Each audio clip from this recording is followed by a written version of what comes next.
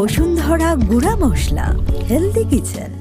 প্রিয় দর্শক, আপনাদের সবাইকে ওয়েলকাম করছি বসুন্ধরা গুঁড়া মশলা হেলদি কিচেন থেকে। আমি কাকলি, আর আমাদের হেলদি কিচেনে থাকবেন একজন নিউট্রিশনিস্ট। তিনি আপনাদের তৈরি করে দেখাবেন মজার মজার হেলদি রেসিপি।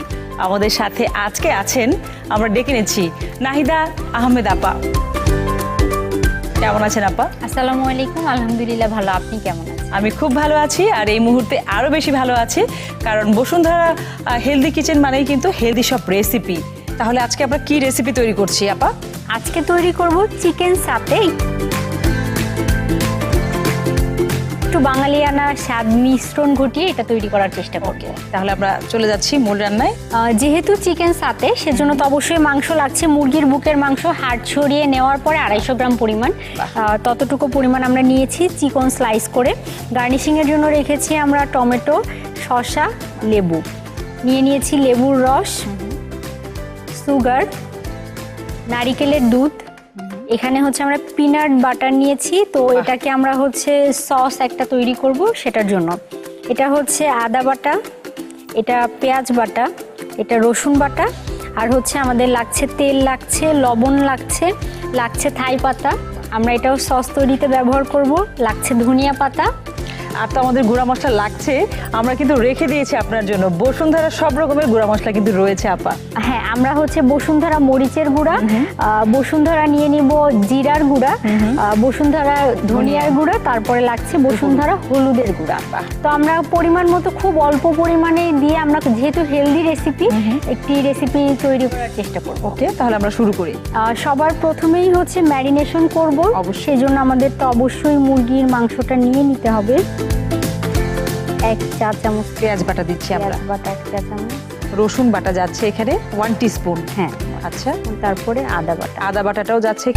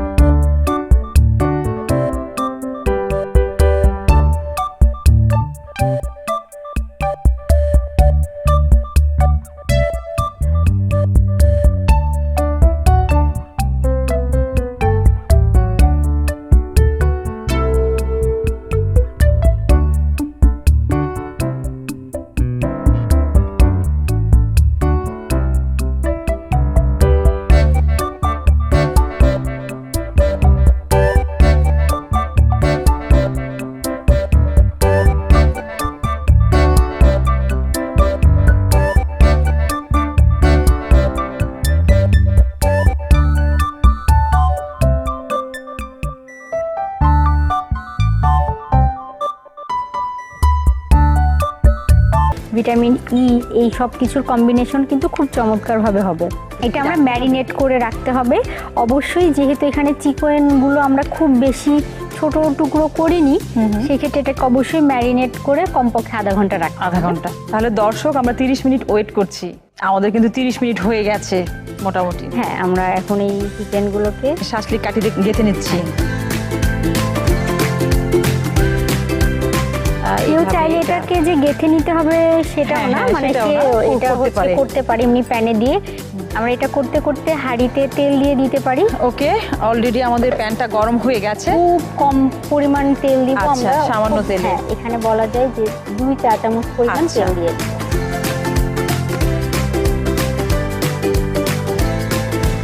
গরম হয়ে গেছে, আমরা দিয়ে দিতে পারি এখন, তাই না?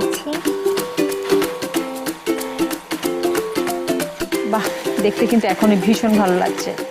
আমরা কিন্তু ঢেকে দিতে পারি? হ্যাঁ, ঢেকে দিতে পারি, একটু তাড়াতাড়ি হবে। ঢেকে দিলে এটা দেখা যাবে খুব তাড়াতাড়ি হবে। আর একটা বিষয়, রান্না করার ক্ষেত্রে আমরা সবসময় বলি ঢেকে রান্না করতে হবে, পুষ্টি গুণাগুণ তাহলে ঠিক থাকে। আর কতটুকু ফ্লেম বা কোন ফ্লেমে রান্না করছেন এই বিষয়টিও মাথায় রাখতে হবে।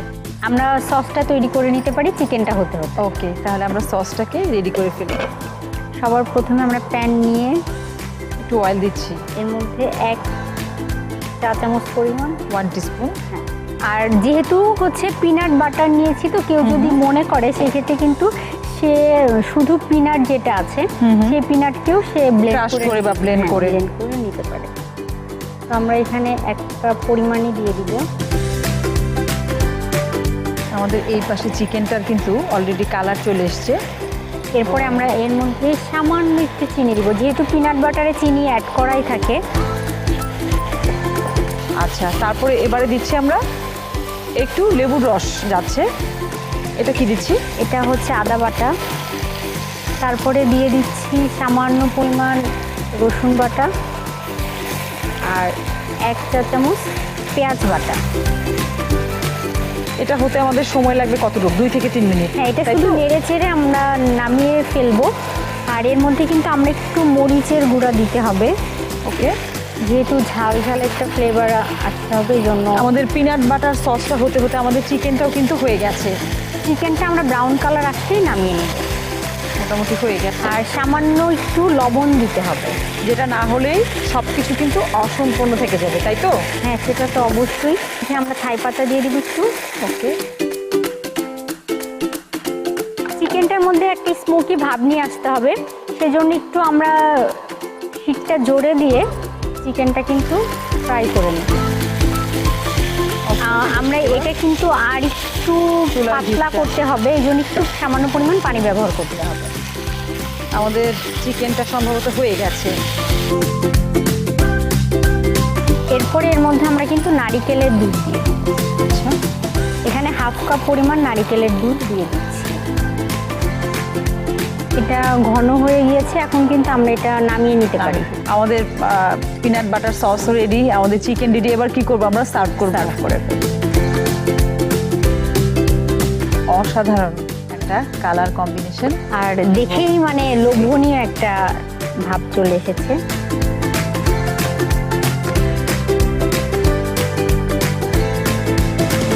আমাদের কিন্তু রেসিপি তৈরি হয়ে গিয়েছে। অসাধারণ আপু, আমার ভীষণ ভালো লাগছে। আর শুধু আমার না, আমার মনে হয় আজকে আমাদের দর্শকরাও ভীষণ খুশি হয়েছে আপনার কাছ থেকে এই চটজলদি মজাদার হেলদি রেসিপি পেয়ে। আপনাকে অনেক ধন্যবাদ এত সুন্দর চমৎকার একটি রেসিপি দেখানোর জন্য। আপনাদেরকেও অসংখ্য ধন্যবাদ, বিশেষ করে বসুন্ধরা গুঁড়া মশলাকে অসংখ্য ধন্যবাদ আমাকে এইরকম একটি হেলদি রেসিপি শোতে আমন্ত্রণ জানানোর জন্য। ধন্যবাদ আপা। দর্শক, এই ছিল আমাদের আজকের মজাদার এবং হেলদি রেসিপি। আমার মনে হয় আজকের রেসিপিটা আপনারা সবাই খুব এনজয় করেছেন। অবশ্যই বাসায় ট্রাই করবেন, আমার মনে হয় ভালো লাগবে। সবাইকে অনেক ধন্যবাদ পরবর্তী এপিসোড দেখার জন্য। ততক্ষণ পর্যন্ত সবাই খুব ভালো থাকবেন।